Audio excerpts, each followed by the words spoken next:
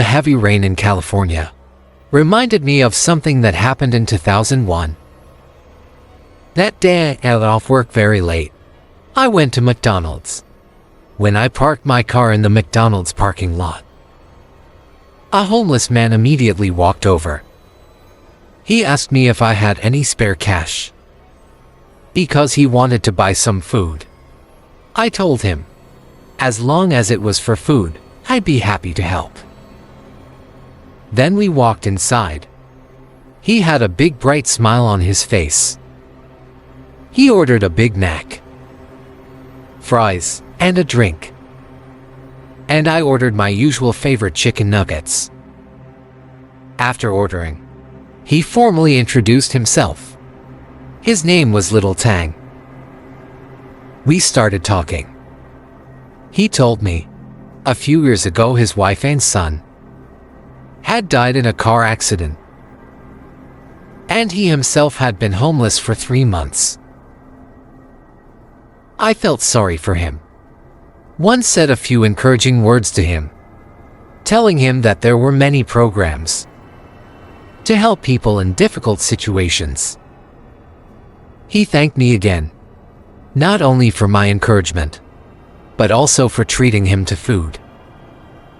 He told me, since becoming homeless, I was the first person to treat him so kindly. Most people either ignored him or just gave him a little money without wanting to talk to him. I told Tang that it was nothing. Soon our food was ready. Since I was planning to take mine home, Little Tang asked me if he could walk with me to my car, because he needed to go back to a small shelter he had built nearby. I asked him why he didn't eat inside the restaurant.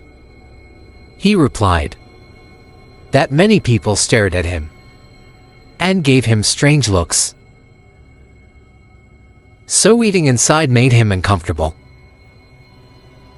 I agreed and said okay. Then we started walking out of McDonald's into the parking lot. What happened next was chilling and changed both of our lives. We were walking casually when suddenly we heard someone shouting behind us, along with the roar of a car engine. Little Tang turned around. Before I could react, he used all his strength to push me away, knocking me into the nearby bushes. You might ask why. Why he would do that? Just moments ago we were talking like long-lost brothers. But Little Tang wasn't trying to hurt me. He did it to save my life. Because as everything seemed to happen in slow motion, I saw his body tossed like a rag doll as he was hit by an SUV. Then he collapsed on the ground next to me.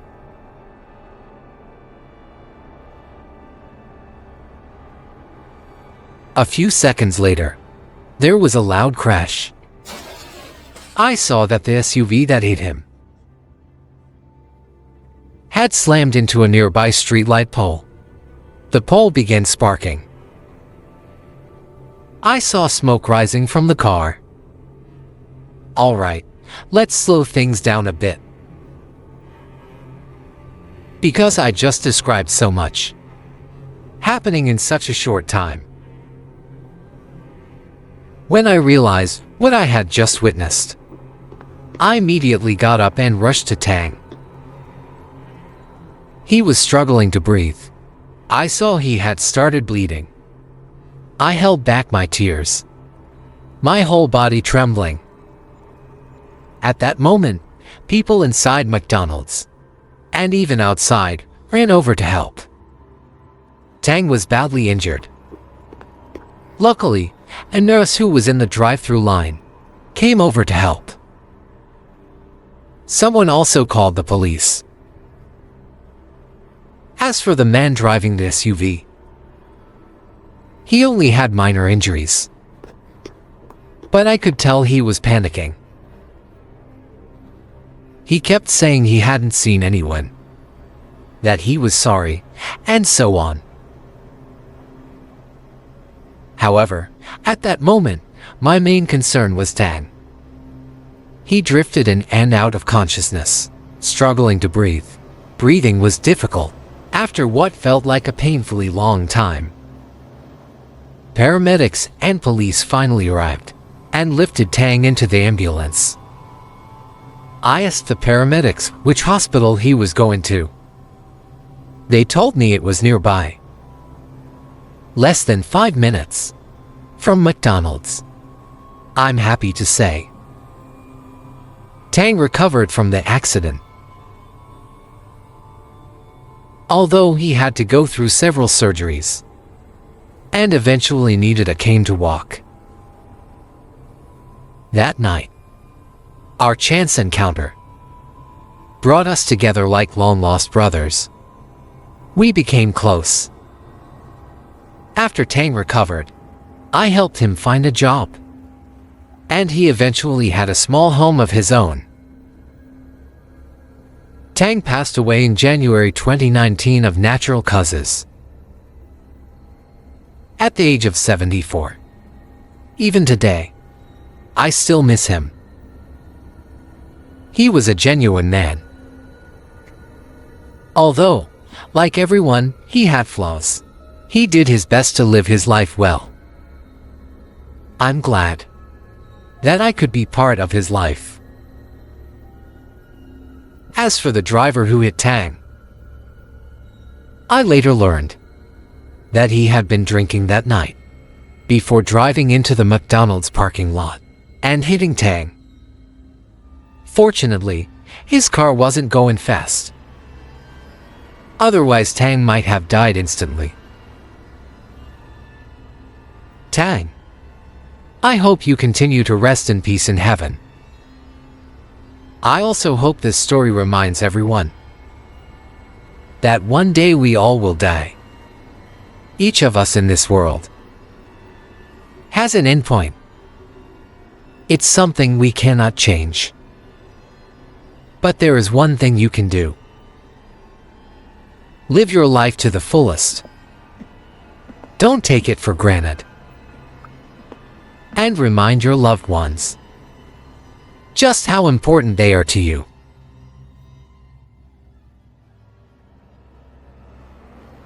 In the summer of 1999, I was 8 years old at the time. I was with my parents in Juneau, Alaska, along with my wealthy uncle on vacation, and Aunt Susan with her 2 sons, 9-year-old Jay and 7-year-old Mark. We set off on a week-long trip to Las Vegas and the Grand Canyon. We departed from Laguna Beach, California, and checked into Circus Hotel. Although the trip was full of fun, the terrifying experience I'm about to tell happened on the way to the Grand Canyon.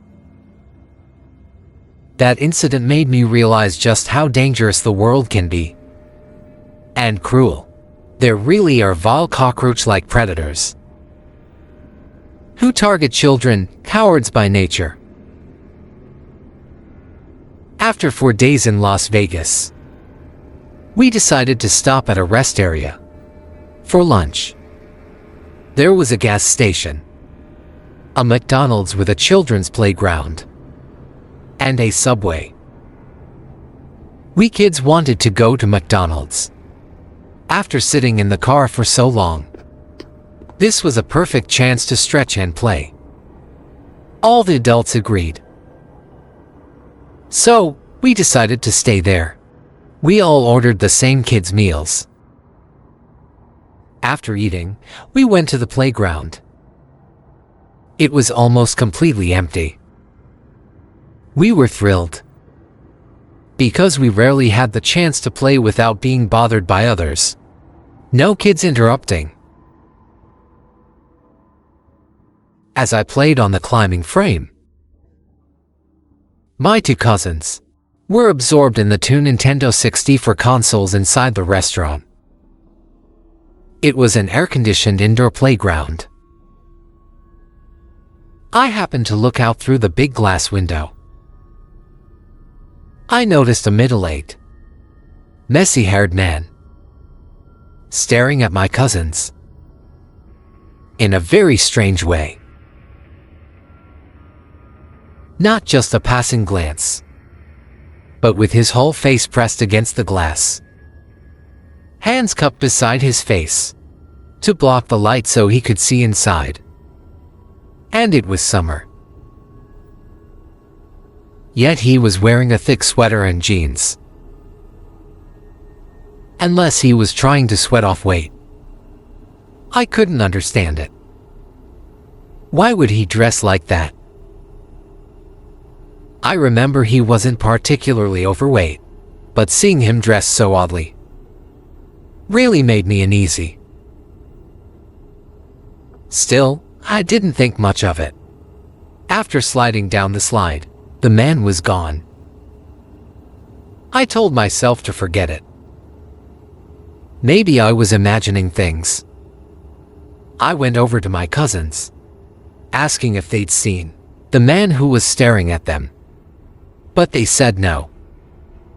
That didn't surprise me, since they were boys, completely focused on video games. That's when I felt the urge to use the bathroom. I told my cousins I'd be right back.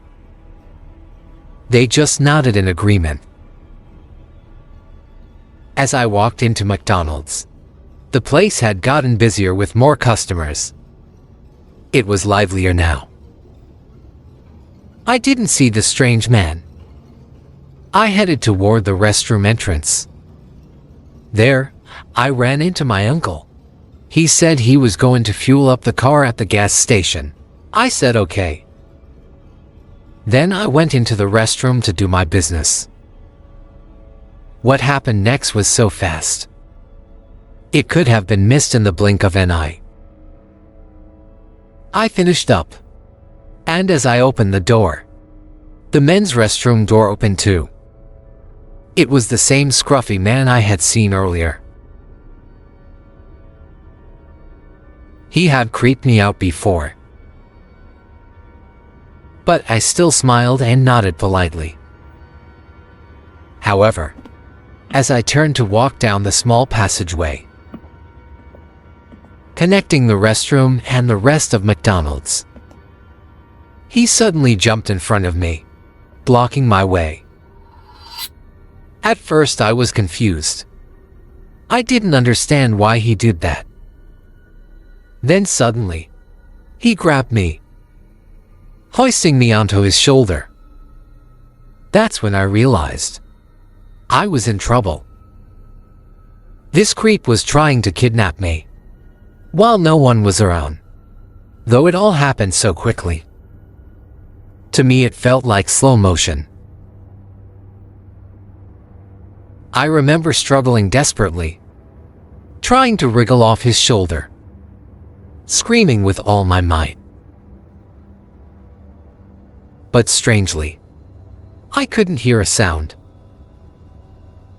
I remember seeing my mom, sitting at the far end of McDonald's, with a clear view of the entrance.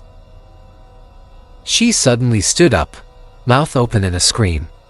But still, I couldn't hear anything. The McDonald's door swung open. A rush of hot air hit my face. The sunlight made me squint. It felt like everything was just beginning. Yet suddenly I was slammed onto the ground. Why was I dropped?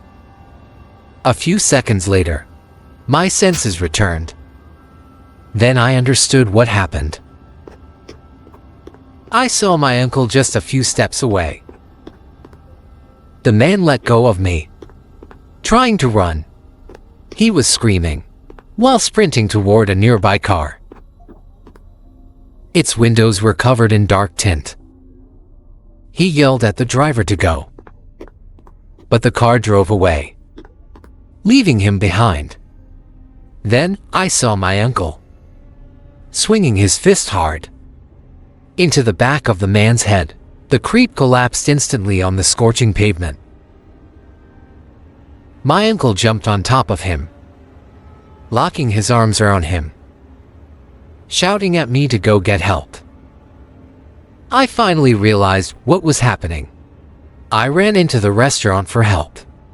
At that moment, my dad and two other large men burst out from McDonald's front door. They helped restrain the creep.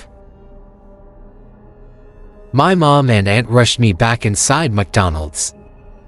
One of the employees was already dialing 911. The police arrived about 15 minutes later. During the whole ordeal, together with two others, they never let go of the creep. The police put handcuffs on him and took him away.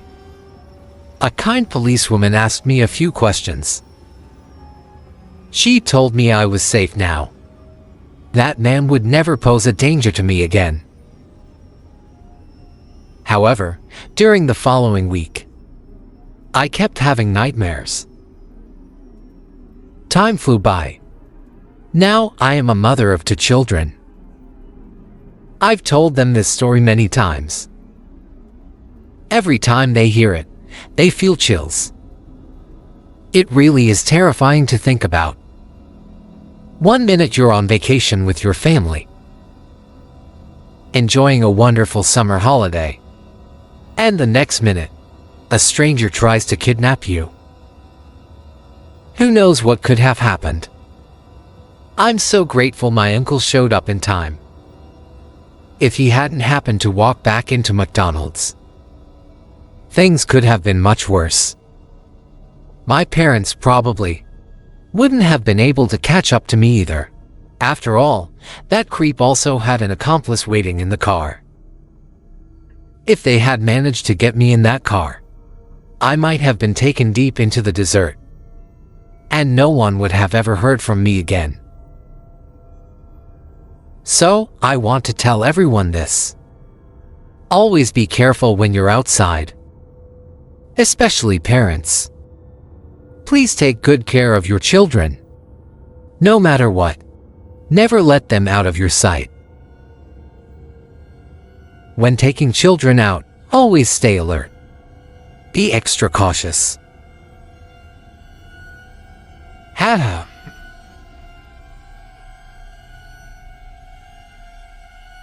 That was in 2013.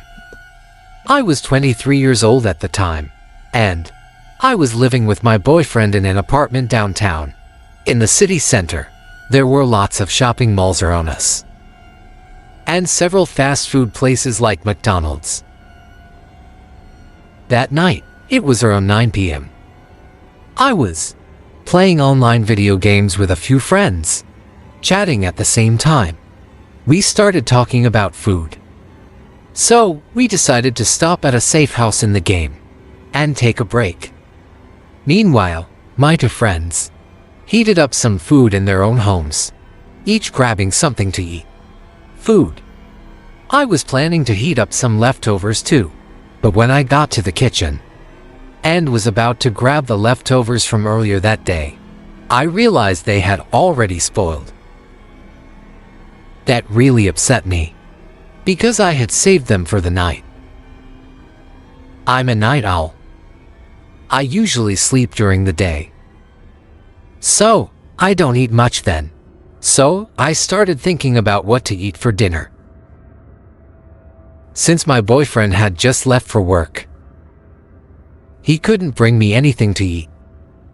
So I decided to put on my sneakers and run over to the McDonald's across from the mall to grab something to eat. I asked my friends if they could wait for me. They said no problem. We could just leave the game running and take a break, then continue once I got back. So I grabbed a light jacket, put on my sneakers, and headed to McDonald's. It was almost 9:30 by then.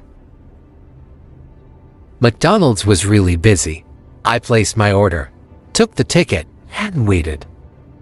As I looked down at my phone, suddenly I felt someone tap my shoulder.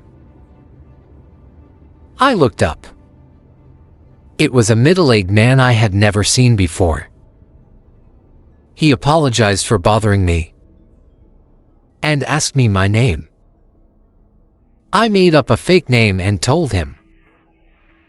Then he started complimenting my eyes and my ginger hair. I awkwardly thanked him for the compliment and went back to staring at the order screen. Then he suddenly asked if I had plans that night. I told him I did. He asked if I had a boyfriend. I said yes. That seemed to make him back off a little. But I don't know why. Maybe my sixth sense told me not to take my eyes off him. I just had a really bad feeling that he was up to no good, waiting for me to let my guard down. Then he walked away toward the counter. It was his turn to order. I breathed a sigh of relief because he was finally out of my sight. About 5 minutes later, I got my food and walked out of McDonald's. I looked up toward my apartment, ready to finally eat my first meal of the day, and excited to get back to gaming. Hey, wait up! I heard someone shout beside me. I turned my head. It was the same man from McDonald's, the one who had asked me all those weird questions. He pulled up in a truck in front of me, blocking my way. "What's wrong?" I asked nervously. "I can give you a ride home. You shouldn't be walking alone at night. There are lots of creeps out here." As if he wasn't one himself. "No thanks, I'm fine. But I appreciate the offer." I politely declined. "It's fine, I'll give you a ride. It's no trouble at all. I really enjoy helping young women like you." By then I was getting really annoyed, because my place was right across the street, and yet he wouldn't let me just leave on my own. So I told him more firmly. "Listen carefully. I said I don't need your help." That made him extremely unhappy, and made what happened next really frightening. Do you know what he said to me next? He called me a bitch, then opened the car door, trying to get out and block me. I was terrified, because his tone and the look in his eyes made me feel like he was about to attack me. Then I saw the light in front had already turned green. So I thought, whatever. And I started to run. I could hear him shouting behind me to come back. And fortunately, while I was trying to get away from this creep, I stumbled onto the road that had been patched after the earthquake months ago, and I fell face first onto the concrete. I didn't buy a drink, because I planned to drink water at home, but my food bag dropped to the ground. Luckily, the food didn't fall out of the bag. But that wasn't what I was most worried about then. Although I was relieved that I wasn't seriously injured from the fall, I knew he was still following me. Just as I tried to get back on my feet and regain my senses, I saw lights flashing behind me. It was that McDonald's creep again. He drove up at high speed. He rolled down his window and told me to get in the car. "You're hurt. Let me take you to the hospital to get checked." This guy was unbelievably persistent. I had to give him that. I was furious. I flipped him off and told him to get lost. He got angry again. "What did you just say?" he shouted. Then he pulled his car closer to the curb and stopped. Turned off the engine, ready to chase me again. At that point, I didn't even care anymore if he figured out where I lived. Because where else could I go? I took off running again. This time, being extra careful about the road. I ran toward the entrance of my apartment building, and the guy was still chasing me. It seemed like he wanted to catch me and teach me a lesson. Thankfully, the apartment required a key to enter, and he didn't have one. So, I quickly ran inside. Finally, I shook him off. Panting, I looked back through the glass window. His face was bright red. I could vaguely see him mouthing something, but I couldn't make out the words. He made a gesture, as if to say this wasn't over. And then he left. Well, after that, I never left my apartment alone again. The building. About a year later, we moved somewhere else. Because my boyfriend got an amazing job opportunity. So, I never saw that creep again. And I hope I never do. If he ever tries anything again, my pepper spray is ready for him.